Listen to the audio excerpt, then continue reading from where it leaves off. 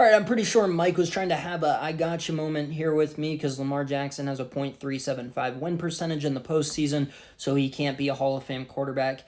Well, quarterbacks have had poor postseason performances and still made it to Canton. It's not really unheard of. Let's take a look at some. The first one that's super easy to think of is Dan Marino, obviously. He's kind of the poster child for the quarterback who is an all-time great but just never could win the big one. 40%, so he is slightly ahead of Lamar right now, but 2.5%, and Lamar's career is not over. Lamar's technically could upper his postseason win percentage or he could lower it. I don't think it comes into play too much here because it's a team sport. Like, trust me, quarterback wins should count as something, but it can't be the sole thing. It just can't. Sorry, yeah, Lamar Jackson has not been good in the postseason. I still think he's going to be in the Hall of Fame. Marino's the poster child. The guy who I actually thought of, though, was Warren Moon, because this guy had absolutely no success. He just had crazy good stats. I think he's probably one of the least deserving quarterbacks to be in Canton. 27%, so full 11% less than Lamar Jackson. Plus, he doesn't have 2 MVPs. Lamar Jackson, one of the only guys to have 2 MVPs, and I still think people would argue that he's not already a Hall of Fame type quarterback. I think he is.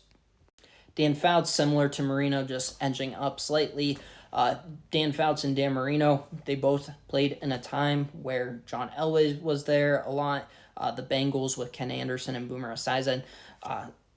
Guess what? Later on with Marino, the Jim Kelly, obviously with the 4 Super Bowls in the 90s, that's what happens. You go up against good quarterbacks. Big Ben, he probably would have more rings if Tom Brady didn't exist. Peyton Manning would have more rings if Tom Brady didn't exist. Just like Josh Allen and Lamar Jackson might have a ring. Joe Burrow, the only guy who's really had success other than Tom Brady against Mahomes in the playoffs.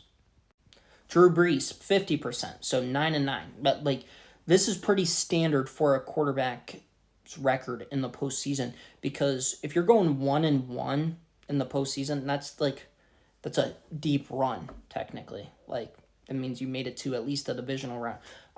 It's very rare.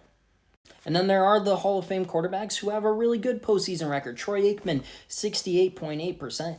I would argue that if Warren Moon's not the least deserving quarterback in the Pro Football Hall of Fame, Troy Aikman might be right up there. And I think both guys are Hall of Fame quarterbacks, but neither one of them I view as one of the truly all-time great quarterbacks. So if we're looking at playoff win percentage, that's interesting. Also, if we're looking at playoff win percentage, Tim Tebow at 0.5 has a better playoff win percentage than